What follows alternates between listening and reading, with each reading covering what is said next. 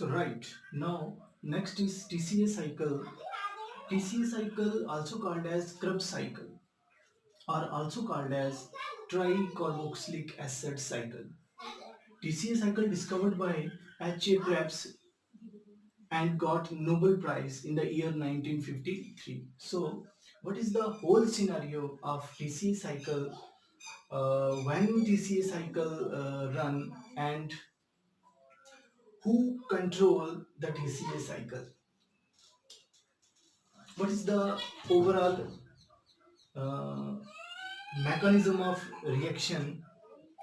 So first of all, question arises that why TCA cycle is called as a cycle? Because in TCA cycle, the first substrate is equal to the final product. Means when जब first substrate जब first substrate last product के बिल्कुल equivalent होता है, बराबर होता है, तो ऐसे हम रिएक्शंस को, ऐसे पाथवे को हम साइकिल का नाम देते हैं। तो सो टीसीए साइकिल जो है वो साइकिल है।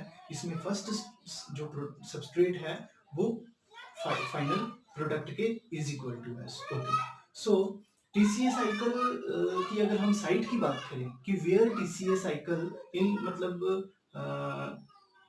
जैसे हमने बात की थी ग्लाइकोलाइसिस जो है उसकी लोकेशन जो है वो साइटोसोल होती है ऑल सेल्स में। तो क्या टीसीए साइकिल ऑल सेल्स में, साइटोसोल्स में होता है? Answer is no, because in case of prokaryote TCA cycle runs in cytosol. Prokaryotes में साइटोसोल में होता है और यूकैरियोट में माइटोकॉन्ड्रियल मैट्रिक्स में होता है। ठीक है, ओके। सो सबसे पहले आपको एक चीज क्लियर करनी है कि टीसीए साइकिल बेसिकली इसका जो रेगुलेशन है, इसका स्विच ऑन और स्विच ऑफ जो है, ये बेसिकली किसके बेस पे होता है? इसका रेगुलेशन कैसे होता है? इसका रेगुलेटरी मास्टर कंट्रोल कैसे होता है? Basically one thing you must be remember that it has no regulatory enzyme. Basically TCA cycle works on the basis of energy status of the body cells.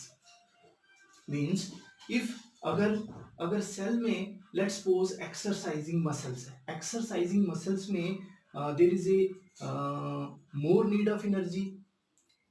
Exercising muscles में energy की need ज़्यादा होगी, तो यहाँ पे TCA cycle क्या होगा? Run करेगा।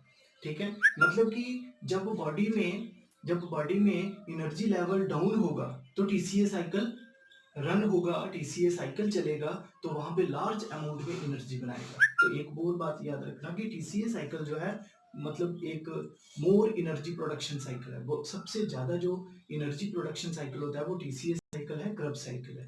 ठीक है, तो ये वर्कआउट करता है एनर्जी स्टेटस के लेवल पे। मतलब अगर सेल में जहाँ पे टीसीए, लेट्स सपोज प्रोकैरियोट के केस में साइटोसोल में टीसीए साइकिल ऑपरेट हो रहा है, तो वहां का अगर एनर्जी स्टेटस हाई है तो टीसीए साइकिल स्टॉप हो जाएगा, और अगर एनर्जी स्टेटस लो है तो टीसीए साइकिल वर्क करेगा।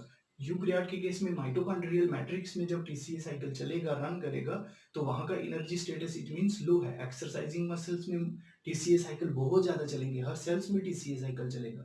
सेल के माइटोकॉन्ड्रियल मैट्रिक्स में टीसीए साइकिल चलेगा, क्योंकि वहां पे हमें बहुत ज्यादा एनर्जी की रिक्वायरमेंट है। ठीक है, तो हाँ, फर्स्ट स्टेप में हमने पढ़ा था कि जो 1 मॉलिक्यूल ऑफ ग्लूकोज है वो कन्वर्ट होता है 2 मॉलिक्यूल ऑफ पायरुवेट में, और उसके बाद हमने पढ़ा कि 2 मॉलिक्यूल ऑफ पायरुवेट कन्वर्ट हो रहे हैं 2 मॉलिक्यूल ऑफ एसिटाइल को ए में, 2 मॉलिक्यूल ऑफ एसिटाइल को ए में by the reaction called as link reaction or oxidative decarboxylation reaction, also called as gateway reaction. So in this Krebs cycle यहाँ पे acetyl co A जो है, acetyl co A enters into the TCA cycle. Acetyl co A जो है वो enter करेगा TCA cycle में। ठीक है, टीसीए साइकिल में कौन एंटर कर रहा है? एसिटाइल को ए। और जब ये एंटर करेगा and run through the all processes, all reactions of the cycles and during the process it produce lot of energy for the cells requirement. ठीक है, तो इसमें फर्स्ट स्टेप है acetyl co A. Acetyl co A combine with acetyl co A fuses with oxalo acetate and convert into citric acid और citrate. तो very first step क्या है इसमें, इसमें जो एसिटाइल है, acetyl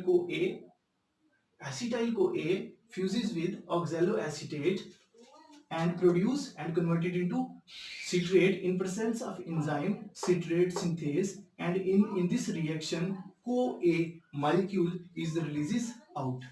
So and citric acid is the first substrate of citric acid is the first stable product of this cycle. Let me repeat again, listen carefully.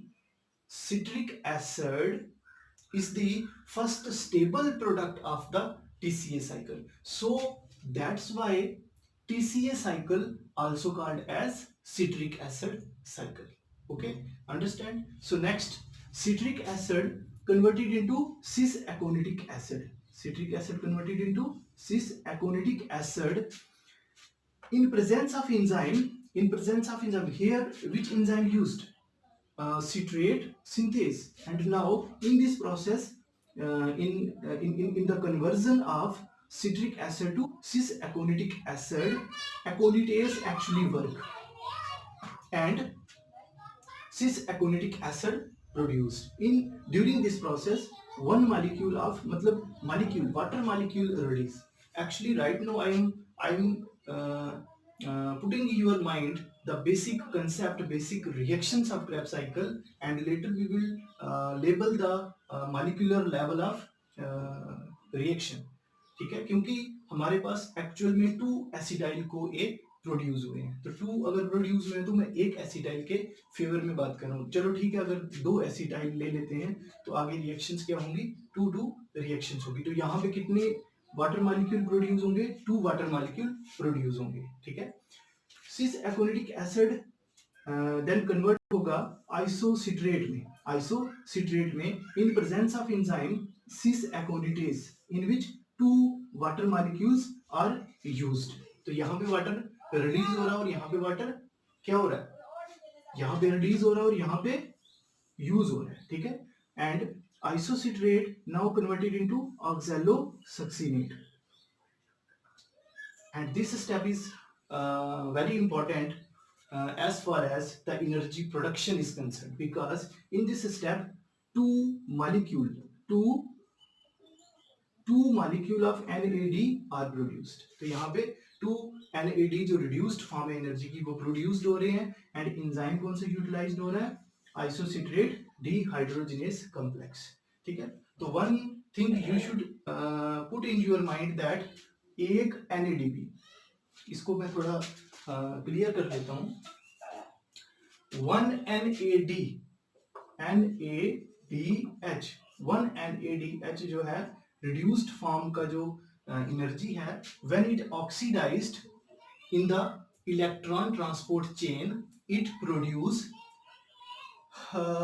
3 ATP molecules, मतलब energy equivalent to 3 ATP। तो 1 NADH कितने ATP equivalent energy बनाएगा, 3 ATP when it oxidized in the electron transport chain. ठीक है, okay. So now oxaloacetate converted into 2-oxoglutarate in presence of enzyme isocitrate decarboxylase, because here is carbon dioxide is producing, so carbon dioxide अगर produce हो रही है तो decarboxylase। ठीक है, और अगर कार्बोक्सिलेशन हो रहा है तो कार्बन डाइऑक्साइड यूज हो रही है, तो यहाँ डीकार्बोक्सिलेस कार्बन डाइऑक्साइड रिलीज हो रही है। तो यहाँ पे अगेन क्या होगा, 2 कार्बन डाइऑक्साइड जो है, क्योंकि एसिटाइल को अब हमने यहाँ पे 2 ले लिए हैं, तो अब 2 कार्बन डाइऑक्साइड प्रोड्यूस होंगे। Okay, so now 2 2-oxoglutarate converted into succinyl CoA. Succinyl CoA in the presence of enzyme alpha ketoglutarate dehydrogenase, और during this process यहाँ पे 1 molecule of NAD is converted into NAD. Again हमारे पास यहाँ पे to NAD produce हो रहे हैं, 2 NAD, और यहाँ पे कार्बन डाइऑक्साइड कितने हैं, 2 कार्बन डाइऑक्साइड, ठीक है। तो अगर इनकी बात करें तो 2 CoA कन्वर्ट हुए 2 कार्बन डाइऑक्साइड में, और 2 NAD जो है वो कन्वर्ट हुए 2 NADH में, ठीक है। तो 2 यहाँ पे प्रोड्यूस हुए और 2 यहाँ पे हुए, 2 और 2 कितने हो गए, 4 NAD। अप टू दिस हमारे पास आ गए हैं जो रिड्यूस्ड फॉर्म में एनर्जी है। मतलब अगर एनर्जी स्टेटस की बात करें, ठीक है, सेल्स में एनर्जी कम थी, साइकिल रन कर रहा है और एनर्जी बना रहा है, तो एनर्जी अब तक कितनी बनी है, रिड्यूस्ड फॉर्म में एनर्जी अभी तक हमारे पास आई है 2 NADH बने हैं और 2 NADH यहाँ बने हैं, और ये रिड्यूस्ड फॉर्म की एनर्जी है, ठीक है। और ये एनर्जी, इसे एटीपी कब बनेंगे, जब ये इलेक्ट्रॉन ट्रांसपोर्ट में जाएगा। If mitochondria is there, oxygen is there, then they oxidized और प्रोड्यूस एटीपी एनर्जी, ठीक है। ओके, सो यहाँ पे 2 कार्बन डाइऑक्साइड और 2 NADH। Okay, now succinyl CoA is converted into succinate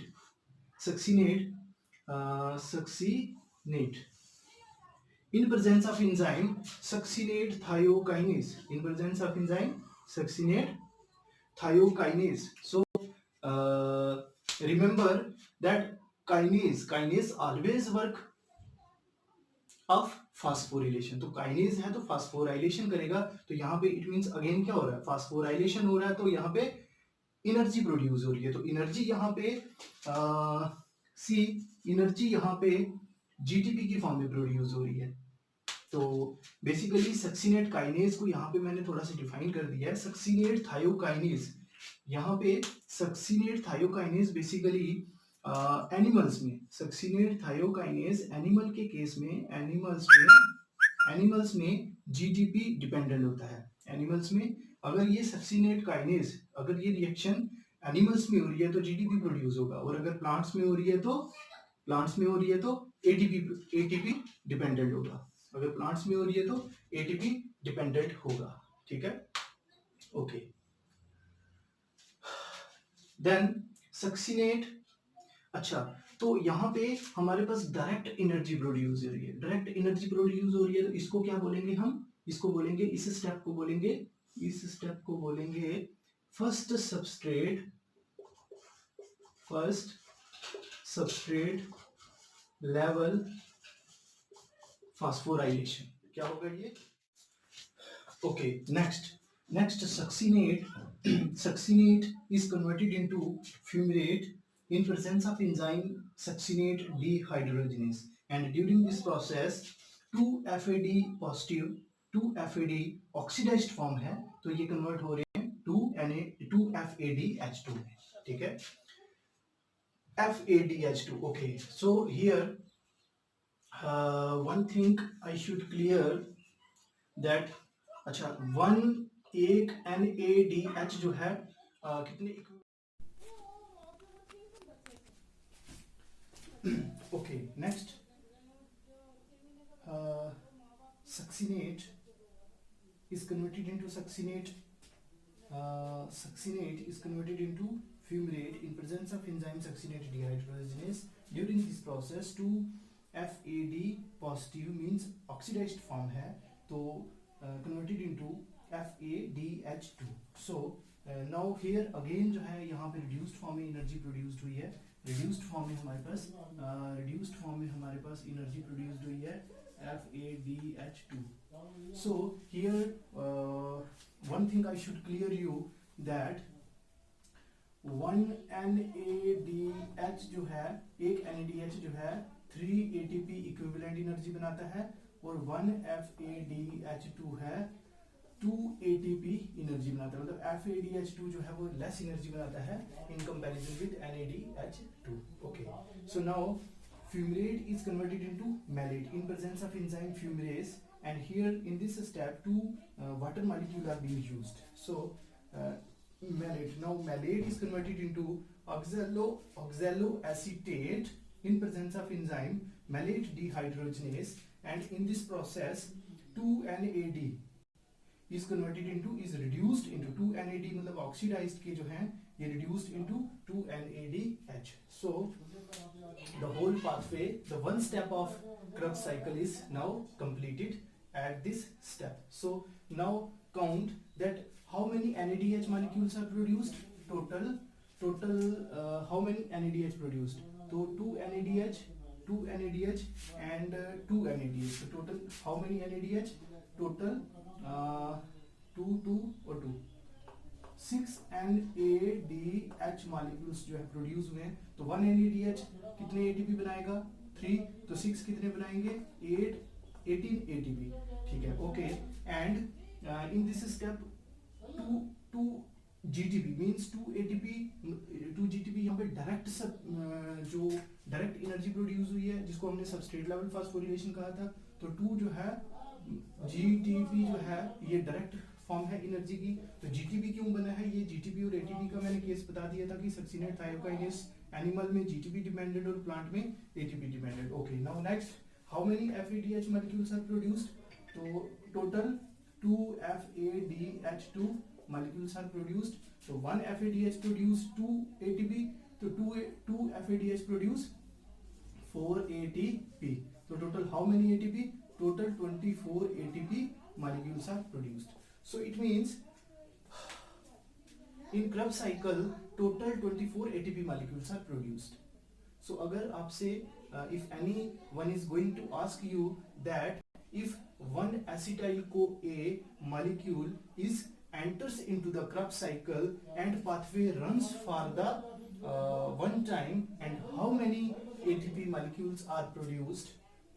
Total 12 ATP molecules. And if 2 acetyl CoA enters into the Krebs cycle and pathway runs for the one time and it produce 24 ATP molecules. Okay, so now we know the some important inhibitors of the Krebs cycles. तो यहाँ पे मैंने code लिखा हुआ है FAM. तो FAM ये जो एक कोड है, याद रखने का तरीका है कि 3 इसके इनहिबिटर हैं, इंपॉर्टेंट इनहिबिटर हैं.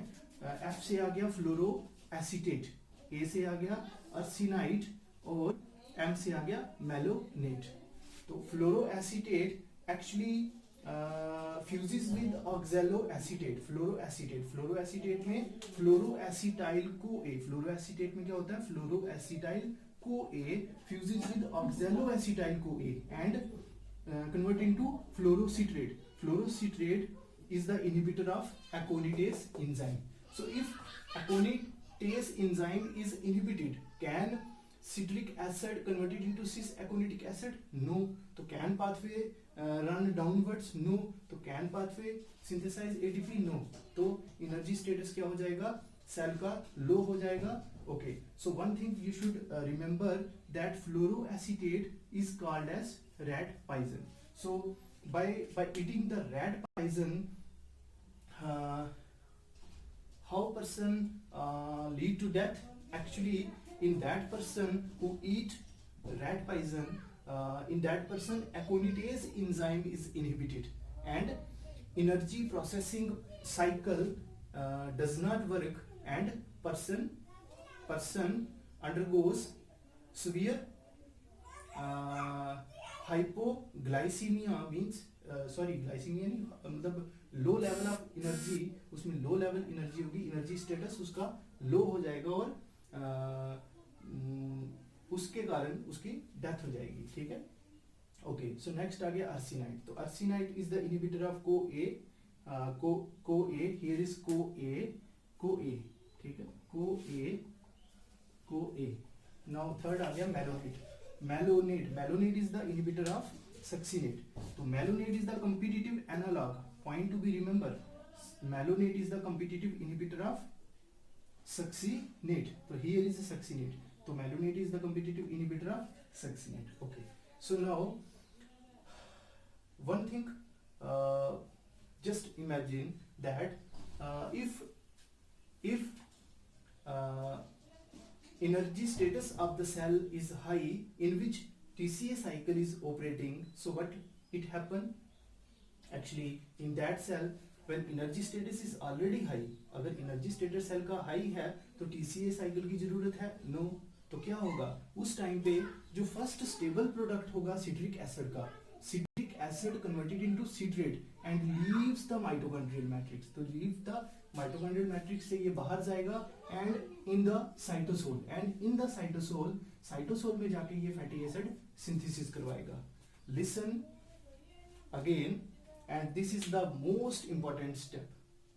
Always remember and put in your mind that biosynthesis of fatty acid, biosynthesis of fatty acid takes place in the cytosol, means fatty acid synthesis takes place in cytosol. ठीक है? And one more function of citric acid in the cytosol, you know that glycolysis pathway runs, cytosol में glycolysis pathway चलता है, तो वहां पे citrate जो होगा वो इनहिबिट करेगा फास्फोफ्रक्टोकाइनेज को. तो if phosphofructokinase is inhibited by citrate, can glycolytic pathway moves forward? No. तो can the final product of glycolysis, that is the pyruvate kinase, produced in large amount? No. तो can acetyl CoA produced? No. मतलब in large amount? No. तो can it produce high amount of energy? No. Okay, so this is the most important scenario of citric acid function. Okay, so now okay, so next is roles of TCA cycle. What are the roles of TCA cycle? Listen carefully and always remember that TCA cycle is called as catabolic as well as anabolic cycle or pathway. TCA cycle is called as catabolic as well as it is called as anabolic pathway. It is called as catabolic as well as anabolic, so named as, so such pathway, listen carefully, such pathway which act as catabolic as well as anabolically, they are called as amphibolic pathway. Amphibolic pathway. Okay, so pathway जो catabolism भी करते हैं and at the same time they act as anabolic function, so such pathway called as amphibolic pathway. So TCA cycle is the most important example. Okay, so why it is called catabolic pathway? One question arises that why it is called catabolic pathway, because it catabolize the acetyl CoA. And why it is called anabolic pathway? Because at the same time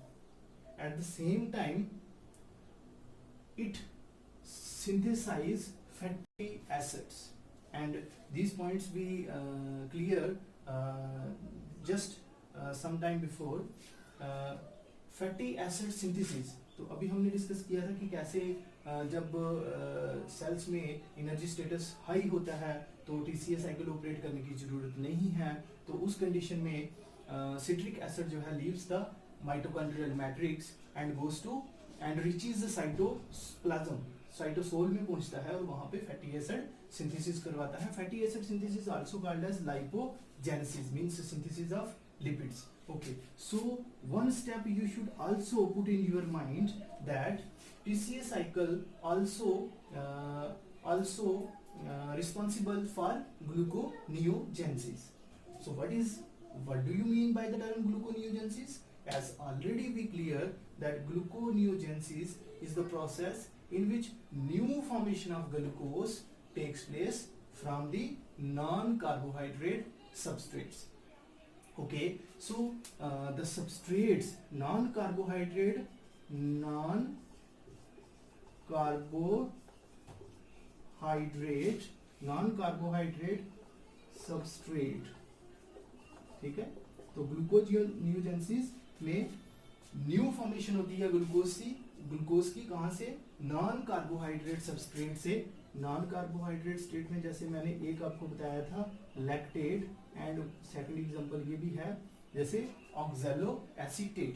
तो यहाँ पे TCA cycle में हमने बताया था first step में जब acetyl co ए oxalo acetate के साथ फ्यूज हुआ था तो सिट्रिक एसिड उसने फर्स्ट स्टेबल प्रोडक्ट बनाया था। तो वहां पे जो ऑक्सैलो एसीटेट है, ऑक्सैलो एसीटेट जो है वहां पे अगर एनर्जी स्टेटस हाई है तो वहां पे ऑक्सैलो एसीटेट जब ग्लूकोनियोजेंसिस प्रोसेस होती है तो ऑक्सैलो एसीटेट यूटिलाइज्ड होता है ग्लूकोनियोजेंसिस में। ओके, सो लास्ट स्टेप है inter conversion of amino acid eight many steps. So always remember that during the TCA cycle, actually TCA cycle की अगर हम बात करें तो टीसीए साइकिल्स में बेसिकली हमारे पास जो सबस्ट्रेट्स होते हैं बेसिकली हम बेसिकली करते क्या, हम बेसिकली टीसीए साइकिल्स में कार्बन स्केलेटन्स यूज करते हैं।